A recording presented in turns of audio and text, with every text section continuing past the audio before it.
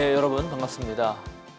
지난번에 이제 춘추전국 시대와 오늘날의 사회가 얼마나 비슷한지, 그러니까 우리가 경쟁에 내몰렸을 때 불안이 가중될 수밖에 없다는 말씀을 드렸는데요. 그래서 사색하는 삶보다 차분히 좀 생각하는 삶보다는 엄청나게 활동을 하는데 살면 살수록 우리는 소진되고 필요하다는 말씀도 드렸고, 그리고 어떻게든 경쟁에서 이기려고 그냥 눈에 혈안이 됐던 그런 시대 상황을 함께 공유하고 있다는 말씀을 드렸습니다. 그럼 공자는 그런 상황에서 무엇을 기획한 것일까요? 공자의 기획 의도를 제가 간략하게 정리한 제 글이 있습니다. 이것을 요약해서 읽어드리겠습니다. 이거는 한번 여러분 들어보셔도 좋을 것 같습니다. 제가 천천히 읽어보겠습니다. 공자는 춘추시대의 혼란 속에서 모든 인간들이 지닐 만한 공통의 감정을 찾아 그것을 통하여 참 인간다움을 실현하려 한다. 바로 그것이 인이다. 포유류가 지니는 가장 순수하고도 애틋한 부모 자식 간의 정을 근거로 그 심미적 감수성을 확충하여 사회 질서를 바로잡고 국가를 올바로 이끌어갈 매력적인 지도자를 양성한다. 그리하여 자신을 돌볼 뿐만 아니라 타자를 배려하고 사회적 구원에 이르게 하려는 것이 바로 공자의 목표였다. 이거 제가 이제 쓴 글입니다. 이런 전체 어려운 글 말고 공자하면 떠오르는 건 딱 인이죠. 인. 오늘 인이 무엇인가? 인이 무엇인가? 인은 이러이러한 것이다. 이렇게 딱 정의를 내리면 좋은데 공자는 단 한 번도 그렇게 정의를 내린 적이 없습니다. 소크라테스식 정의라고 하는데요. 그런 정의를 내리지 않아요. 공자는 인에 대해서 다양한 제자가 물었을 때 그 제자에게 맞게끔 그저 답변해 줬을 뿐이에요. 그래서 인이란 이러이러한 것이다라고 내리지 않았기 때문에 인이 무엇인가를 알기는 쉽지 않아요. 그것을 부처님의 자비, 예수님의 사랑으로 치환해도 좋다고 해도 과언은 아니겠지만, 그러나 공자는 공자의 세계가 있기 때문에 그게 꼭 같다고 볼 수는 없습니다. 그래서 오늘 이 시간 여러분 공자의 인을 좀 느끼면 좋겠는데요. 그 느끼기 위해서 제가 논어의 몇 구절을 여러분과 함께 읽겠습니다. 물론 한자로 되어 있는데 한자로 되어 있는 거 여러분 알아서 보시고 제가 한국말로 설명해 드릴게요. 하루는 공자가 조정에 임금님 뵈러 갔다가 나왔는데 그 사이에 마구간이 불탔어요. 그래서 딱 공자가 도착했는데 그 불탔다는 소식을 들은 거예요. 공자는 놀랬겠죠. 그랬을 때 공자가 제일 먼저 물은 게 뭐냐? 상인호? 즉 사람이 다쳤느냐? 이렇게 물어요. 그리고 거기 사람들이 사람 안 다쳤다고 그랬더니 그 다음에 공자가 불문마, 아무 말도 하지 않아요. 그러니까 말에 대해서는 묻지 않았다. 이런 말이 나와요. 이게 향당이라는 편에 나오는데 이게 무슨 말이죠? 말은 당시에 재산을 뜻합니다. 재산.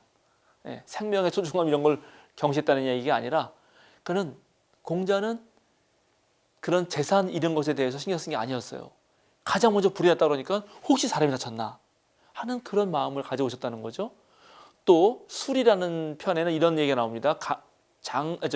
공자 선생은 낚시를 했는데 그물질은 하지 않았다.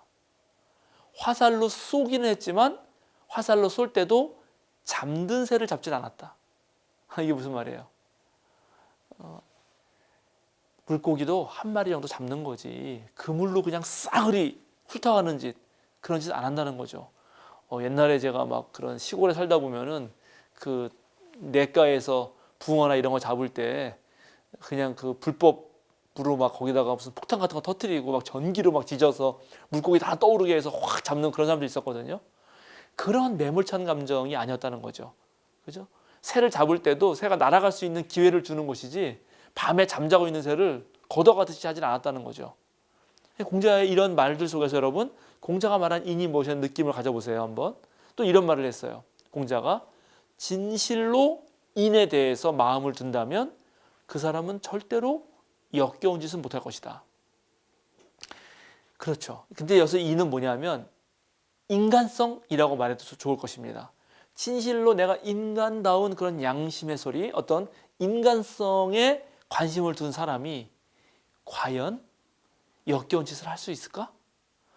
옛날에 연대에 마광수 교수라는 선생님께서 진짜 아름다움을 사랑하는 사람은 폭력을 행사할 수 없다. 그런 말을 한 적이 있는데 그런 거 상당히 통하는 말이죠.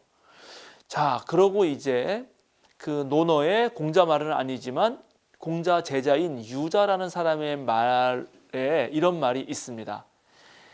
그 어떤 사람이 있는데 집안에서 부모님께 효도하는 사람이 밖에 나가서 어른들한테 함부로 대하기는 어렵다. 집안에서 형제들에게 아주 우애 있게 지내는 사람이 밖에 나가서 막 반란을 일으키는 경우는 드물다. 그래서 군자는 아주 근본에 힘써야 되는데 바로 효와 부모 자식 간의 그 애틋한 사랑과 형제 사이의 우애야말로 이인을 행하는 근본이다. 이런 말을 한 적이 있어요. 그리고 또 한 번은 이제 이렇게 얘기를 합니다. 공자의 제자 중에 제아라는 조금 말썽꾸러기가 있었는데 말썽꾸러기가 한 번 와가지고 공자한테 아주 합리적인 질문을 해요. 옛날에는 아버지나 어머니가 돌아가시면 3년상을 했거든요. 임금에게도 여지없이 똑같았습니다. 그 임금이 딱 아버지가 돌아가서 3년상을 하면 어떻게 되겠어요? 3년상을 하게 되면 아무런 국가적인 정무를 보지 못하잖아요. 그러니까 제아가 와서 3년상 너무 길다. 1년으로 족하다. 1년으로 바꿔야 된다. 이미 다 세상도 다 1년이 지나면 사계절 바뀌는데 뭘 3년상이나 하고 있냐 이렇게 말을 해요. 그랬더니 공자가 하는 말이 너는 부모가 돌아가셨는데도 그렇게 1년만 하고 마음껏 배부르게 먹고 그러면은 속이 편하냐? 이렇게 물어보니까 제아가 네 편합니다. 그러고 나가버려요. 그러니까 공자가 막 한탄을 하면서 하는 말이 저 사람이 저렇게 불이 나다니, 그러니까 인하지 않다니 이런 말을 해요. 저놈이 저렇게 불이 나다니 저 녀석도 태어나서 3년은 그 부모 품 안에 있었을 텐데 그리고 3년을 그렇게 부모 생각하는 것이 이 세상의 일반적인 그러한 어떤 감정들인데 저 녀석도 3년 동안 부모에게 사랑받았을 것을 하면서 쯧쯧거리는 그런 장면이 나옵니다. 그래서 이제 공자의 인을 좀 우리가 파악하기 위해서 좀 더 깊게 들어가야 되는 것이 이게 부모 자식 간에 느끼는 어떠한 그 감정이거든요. 저는 이거에 매우 주목합니다. 그러니까는 이 혼란한 시대에 우리가 불안하지 않으려면 그 불안한 마음에 닻이 필요해요. 그 안정을 내릴 닻이 필요한데 그것을 공자는 어디서 찾았냐 하면 어느 누구든 포유류, 그러니까 아기를 배가 불러서 난 그런 포유류들은 그 낳은 자식과 어미 사이에 뭔가 이런 교류를 한다는 거죠. 그 교류에 대해서 제가 좀 말씀드리려고 합니다. 자, 여기 여러분 이제 여기 화면으로 보실 텐데 우리 뇌가 있잖아요. 뇌. 이 뇌에 우리의 감정을 처리하는 뇌가 있습니다. 그리고 이 감정을 처리하는 뇌는 우리 인간의 생존과 매우 밀접한 연관을 가지고 있어요. 그거는 어떻게 감정을 처리하냐에 따라서 우리가 사나 죽느냐 하는 문제에 걸리기 때문에 그렇습니다. 그거는 모든 이제 생명체는 낯선 것을 만나면은 그리고 자기에게 해가 될 것을 만나면은 보통 세 가지 행동 중에 하나를 합니다. 하나는 달아나거나, 하나는 공격하거나, 하나는 죽은 척하기예요. 그렇죠? 당연히 그렇겠죠. 예, 이게 왜냐하면은 만약에 어떤 사자가 나타났는데 도망가지 않으면은 살아남을 수가 없잖아요. 도망갈 수 없다면 공격이라도 해야 되죠. 아니면 또 죽은 시체는 이게 부패될 수 있었기 때문에 동물들이 잘 안 먹을 수도 있으니까 어떻게든 안 되면 죽은 척하기를 하는 거죠. 그런데 이런 죽은 척하기, 달아나기, 공격하기가 모두 다 우리의 감정하고 연결되어 있습니다. 예를 들어서 아주 공부를 잘하는 학생인데 시험도 잘 보고 아는 것도 많아요. 그런데 그런 친구한테 발표를 시키면 갑자기 모든 청중 앞에 섰을 때 머리가 새해지는 경험이 있거든요. 그런 거는 이 아이가 너무 두렵고 떨린 나머지 일단 생존에 약간 위협을 느낀 거예요. 자신이 알지도 못하는 사이에. 그래서 자신도 모르게 죽은 척하기가 된 거죠. 즉 우리의 감정은 그렇게 생존과 연결되어 있습니다. 그런데 이 생존과 연결되어 있는 감정은 우리의 뇌, 특히 편도핵 그 안에서 발생되고 만들어지고 조절됩니다. 그래서 요 만들어지는 요 편도핵이 어떻게 조성되느냐가 무척 중요한데요. 요게 이제 어떤 아까 말한 위험한 상황을 딱 만나면은 이 편도액으로 바로 딱 내려가서 위험하다고 알려주는 그런 길이 있어요. 여기 저기 그림에 제가 로우 로드라고 표현했는데 아랫길이 있고, 근데 그렇게 위험하다 그러면 막 도망가야잖아요. 막 도망가다 보면 이게 너무 위험할 때마다 도망가면은 삶이 힘들어져요. 그래서 이게 정말 도망갈 일인가 도망가지 않을 일인가를 판단해야 되는 생각을 하는데, 그 생각하는 길은 이제 이 되뇌로 연결되는 또 다른 길이 있습니다. 그래서 우리가 살아간다고 하는 거, 불안하고 불안하지 않고 어떤 걸 잘 판단하고 이렇게 하는 문제는 이 감정을 바로 연결시키는, 이 눈에서 들어가서 바로 편도액으로 가는 그 아랫길과 이걸 다시 생각해낼 수 있는 윗길의 조화가 중요합니다.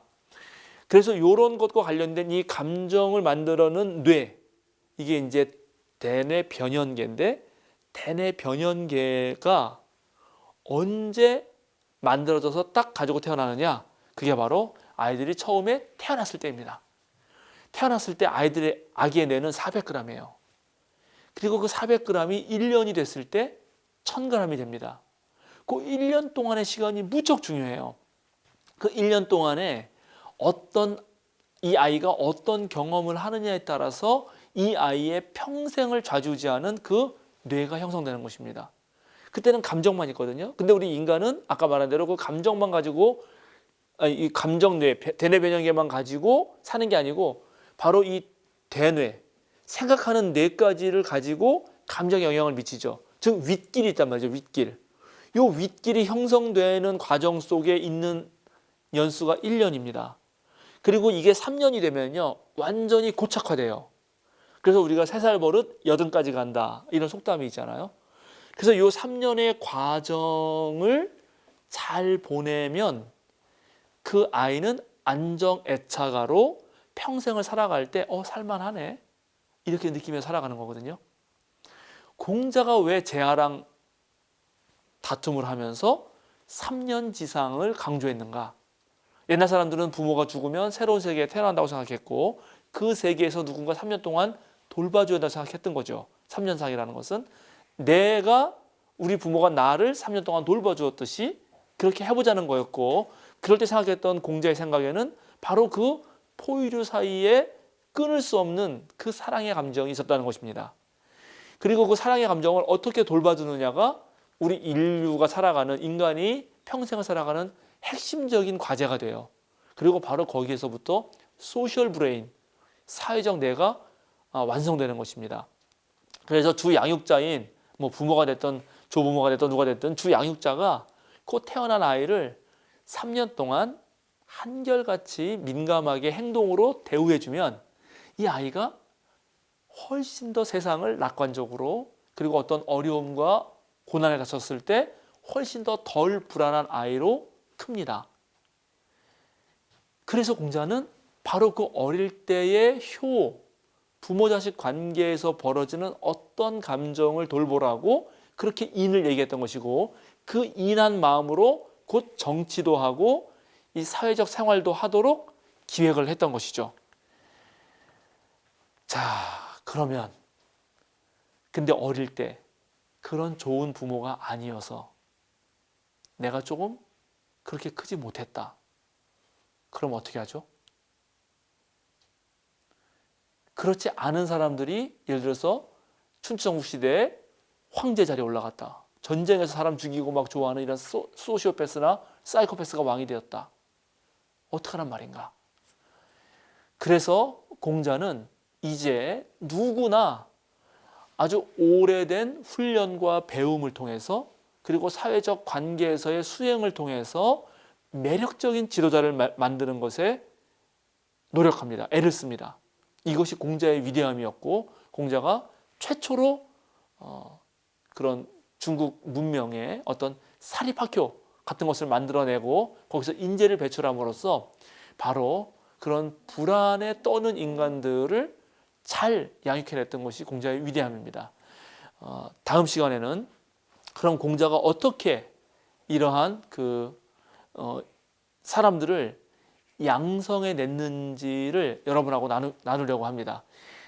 일단 그 공자가 말한 이게 인이 중요하다고 했잖아요. 그 인은 아까 말한 대로 부모 자식 간에 생겼던 그 내적인 어떠한 사랑의 애틋한 감정이라면 그 감정을 가지고 그걸 미루어서 타인과 어떻게 관계를 맺느냐, 적절하게 관계를 맺느냐, 그것이 바로 예라고 하는 것입니다. 예.